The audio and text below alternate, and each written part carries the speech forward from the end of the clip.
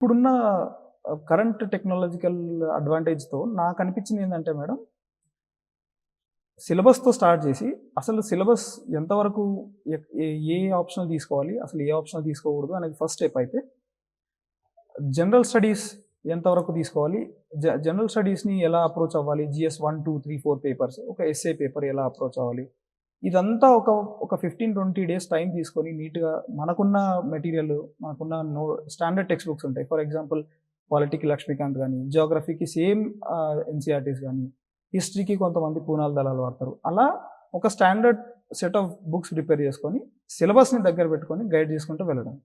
అయితే సెకండ్ విషయం మీరన్నట్టు ఎన్నో రిసోర్సెస్ అయితే మనకు అవైలబుల్ ఉన్నాయి. ఎస్పెషల్లీ ఇన్ ది ఆన్‌లైన్ మీడియంలో. హైబ్రిడ్ మోడల్‌లో యాక్చువల్లీ ఇప్పుడు ఒక అడ్వాంటేజ్ ఏంటి అంటే సిలబస్ తొందర అయిపోతుంది.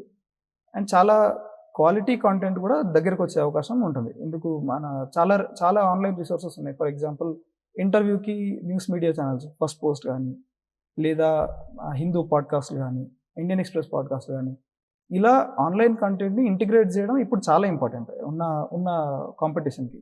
సో, రెండూ వాడాల్సిందే మనం. అంటే స్టాండర్డ్ టెక్స్ట్ బుక్స్ వాడాలి. అలాగే ఆన్‌లైన్ కంటెంట్ కూడా తీసుకొని ముందరికెళ్ళాలి.